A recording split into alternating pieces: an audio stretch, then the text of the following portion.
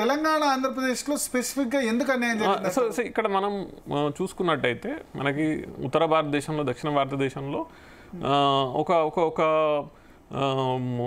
చాలా different systems మనకు కనిపిస్తాయి. అక్కడ చదువు, డెవలప్మెంటు, రిలేటివ్గా చదువుకున్న వాళ్ళు తక్కువ, రిలేటివ్ డెవలప్మెంట్ తక్కువ, రిలేటివ్ నాలెడ్జ్ పరంగా కూడా చూసుకున్నట్టయితే దక్షిణ భారతదేశంలో చదువుకున్న వాళ్ళు ఎక్కువ,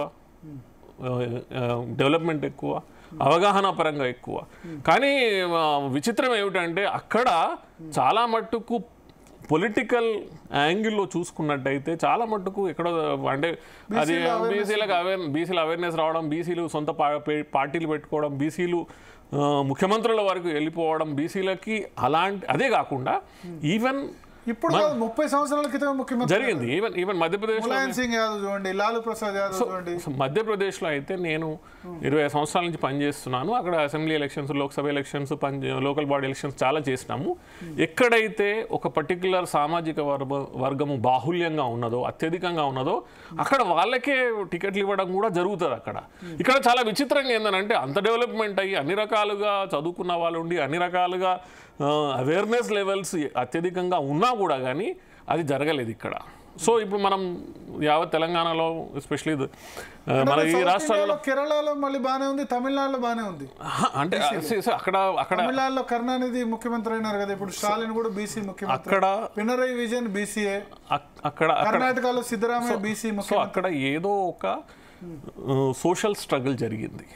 ఇక్కడ సంహౌ అలాంటి సోషల్ మనకు జరిగినటువంటి స్ట్రగుల్స్ ఏదైతే ఉన్నాయో, మనకి భూమికి సంబంధించినవి, భుక్తికి సంబంధించినటువంటి స్ట్రగుల్స్ జరిగినాయి, తెలంగాణ ఏర్పాటు కోసం స్ట్రగుల్స్ జరిగినాయి. కానీ ఈ సామాజిక పరంగా ఏదైతే, ముఖ్యంగా సామాజిక వర్గాల పరంగా ఏదైతే జరగాల్సినటువంటి స్ట్రగుల్స్ సంహౌ ఇక్కడ జరగలేదు. నాకు ఏమనిపిస్తుంది, బీసీలు ఓన్లీ స్కాలర్షిప్ల గురించి జరిగింది తప్ప రాజ్యాధికారం గురించి జరగలేదు.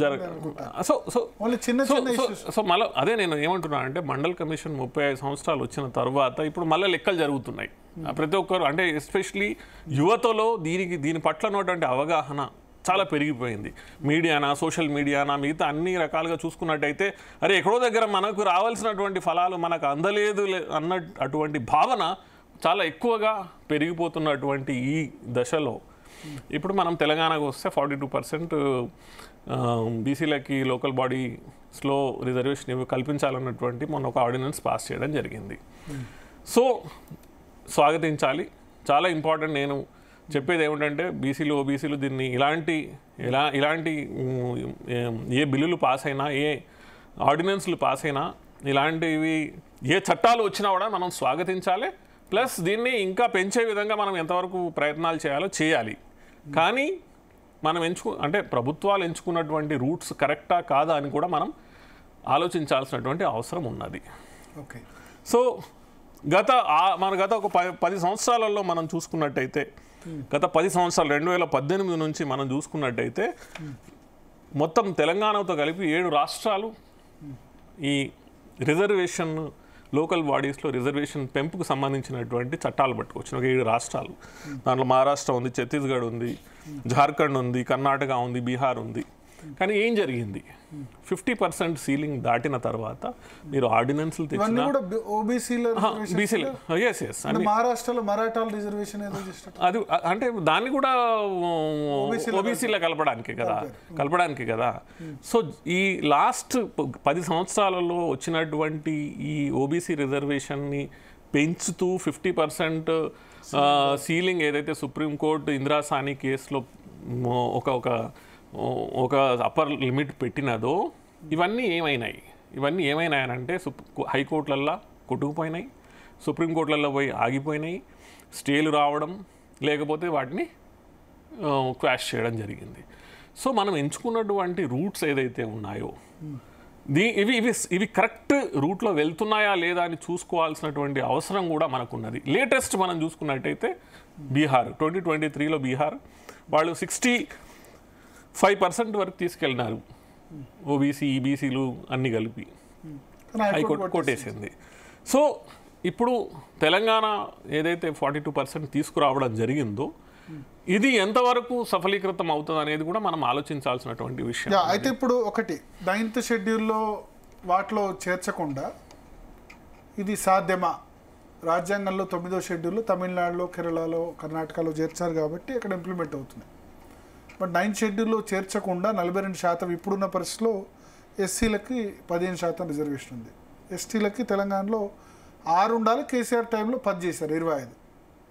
సో 25 బొంగ ఇంకా ఎట్లా పాసిబుల్ అవుద్ది? 15 + 6 21 బీసీఈ మళ్ళీ ముస్లిం రిజర్వేషన్ అదొక 4% ఉంది. సో నేను ఇక్కడ ఏం చెప్తున్నానంటే ఇప్పుడు నా పుస్తకం ద్వారా కూడా ఓబీసీల పోరుబాట దీని ద్వారా కూడా అక్రాస్ ఇండియా చేసినటువంటి మా సర్వే, అంటే మేము మా టీం ద్వారా సర్వే చేయించడము, ఎక్స్పర్ట్స్తో మాట్లాడడము, ఎస్పెషల్లీ యూనివర్సిటీ ప్రొఫెసర్స్తో మాట్లాడిన తరుణంలో ఇప్పుడు జరుగుతున్నటువంటి అంటే ఈ 35 సంవత్సరాల మండల్ కమిషన్ అయిపోయిన తర్వాత ఇప్పుడు పొలిటికల్ రిజర్వేషన్స్కి వచ్చేసరికి అది లోకల్ బాడీసా లేకపోతే చట్టసభల అని చూసుకున్నట్టయితే ఈ 50% ఇందిరాసాని కేసులో ఏదైతే అప్పర్ లిమిట్ ఉన్నదో దీన్ని వన్స్ అండ్ ఫర్ ఆల్ కేంద్ర ప్రభుత్వం మరియు రాష్ట్ర ప్రభుత్వాలు కలిసి ఒక నిర్ణయం తీసుకోవాల్సినటువంటి సమయం ఆసన్నమైనది.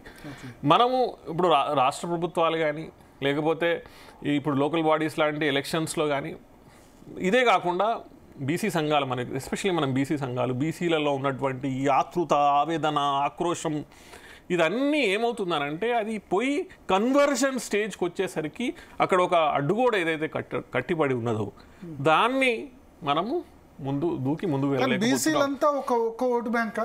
నా అబ్జర్వేషన్ ఏమనిపిస్తుంది అంటే మున్నూరు కాపు నిలబడితే పద్మశాల ఓటేడు, పద్మశాల నిలబడితే యాదవ్ ఓటేడు, యాదవ్ నిలబడితే గౌడ్లు ఓట్లేరు. ఒక కులం వాళ్ళు ఆ కులంకు వేసుకుంటారు తప్ప బీసీ అంతా ఒక ఓటు బ్యాంకు తెలంగాణలో, ఆంధ్రప్రదేశ్లో నాకు అనిపించట్లేదు. సో దీని సొల్యూషన్ మనం చాలా చోట్ల మనకి ఉంది. అంటే ఎస్పెషల్లీ నార్త్ ఇండియాలో దీనికి సొల్యూషన్ దొరికింది, ఆల్రెడీ సొల్యూషన్స్ ఉన్నాయి. ఇప్పుడు ఫర్ ఎగ్జాంపుల్ బీహార్లో ఏం చేసినారంటే ఎంవై అనేటువంటి ఒక ఫార్ములా పెట్టుకొని వచ్చినారు. సో అదే మనము ఉత్తరప్రదేశ్లో కూడా యాదవ్లే కాకుండా ఈవెన్ మాయావతి కూడా ఏం చేసింది,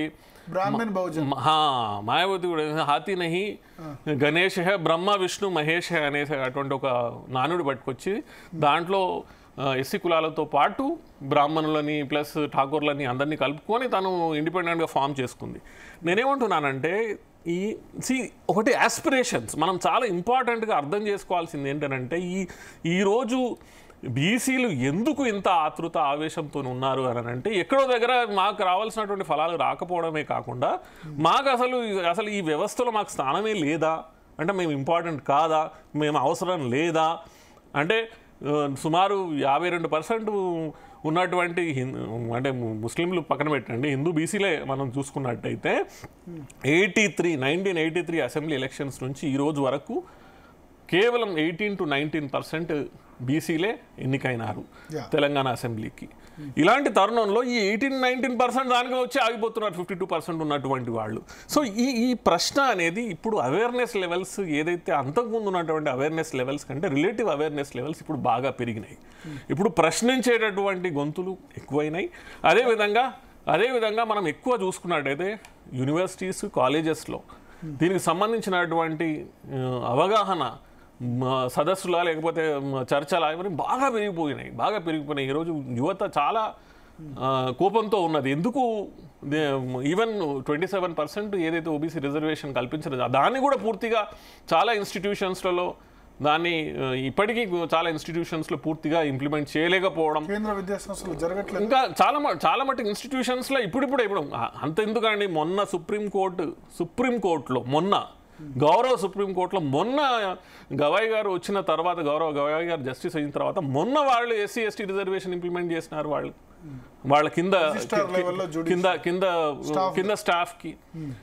సో ఇలాంటి సన్నివేశాలు మనం చూస్తున్నప్పుడు అందుకే ప్రభుత్వాలు, ప్రజలు, ఎస్పెషలీ సివిక్ సొసైటీస్ అందరూ అర్థం చేసుకోవాల్సింది ఏమిటంటే ఈ పెరుగుతున్నటువంటి ఈ యాస్పిరేషనల్ క్లాసెస్ ఏదైతే బీసీలు ఉన్నారో ఈ యాస్పిరేషనల్ క్లాసెస్లో పెరుగుతున్నటువంటి ఈ వాళ్ళ ఆశయాలని ఛానలైజ్ చేసి ఒక డైరెక్షన్ ఇవ్వాల్సినటువంటి అవసరం ఉన్నది.